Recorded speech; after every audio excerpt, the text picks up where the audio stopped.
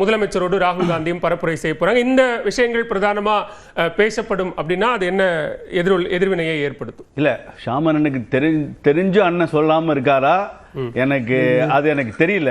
ஏன்னு சொல்றேன் கேளுங்க.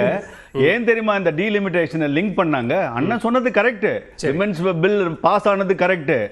ஆனா 850 கான்ஸ்டிட்யூன்சி 850 சீட்ல 33% என்பது கிட்டத்தட்ட 280 எம்பி கான்ஸ்டிட்யூன்சிஸ்.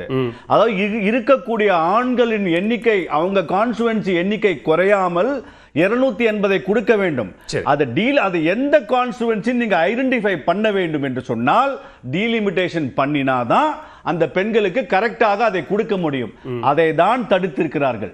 அதை தான் திமுக இந்த 62 எம்பிக்கள் திமுகவும் டிஎம்சியும் இந்த பெண்கள் பார்ட்டிசிபேஷன், இந்த டீலிமிட்டேஷன் இருந்தால்தான் எந்த கான்ஸ்டிட்யூன்சி என்பதை பார்ப்பதற்கு அதை தவறியதற்கு திமுக காரணம், டிஎம்சி காரணம். இதை தான் சாமண்ண மறைக்கிறாங்க. ஏன் இதை லிங்க் பண்ணாங்கன்னா இந்த லிங்க் இருக்கு, ரிசர்வேஷன் இருக்கு, மறுக்கல, அந்த பில் பாஸ் ஆச்சு.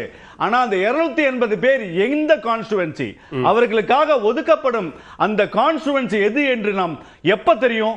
டீலிமிட்டேஷன் பண்ணாதான் அந்த கான்ஸ்டிட்யூன்சி தெரியும். அதை தடுத்து நிறுத்திய பெருமை திரு மு.க. ஸ்டாலினுக்கு சாரும், மம்தா பானர்ஜிக்கு சாரும். மிச்சபடி வேற ஒண்ணும் இல்லை. அதை அவர்கள் நிச்சயமாக இதை பிரதமரும் சரி எடப்பாடியார் அவர்களும் சரி இதை அறுவடை செய்ய போகிறார் என்பதை மாற்று கருத்தில்லை.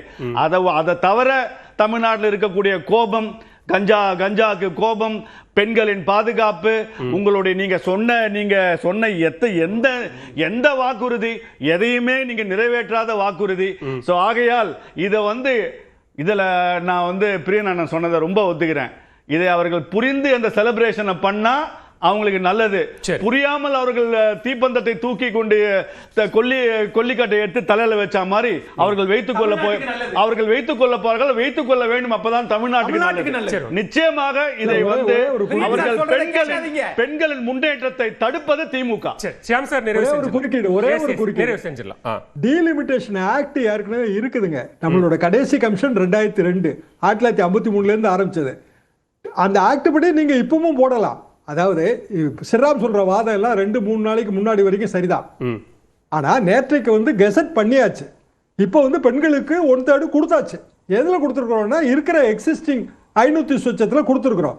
அதை ஐடென்டிஃபை பண்ணணும், கான்ஸ்டிட்யூன்சி ஐடென்டிஃபை பண்ணணும். டீலிமிட்டேஷன் ஆக்ட் மட்டும் ஏற்கனவே இருக்கு. கமிஷன் போடணும், புது கமிஷன் போடணும். பிரசிடென்டோட வேலை அது. இந்த இடத்துல இது இருக்கு. இது எப்படி பெண்களுக்கான ரிசர்வேஷன் தடுத்தது ஆகும்னு எனக்கு புரியல.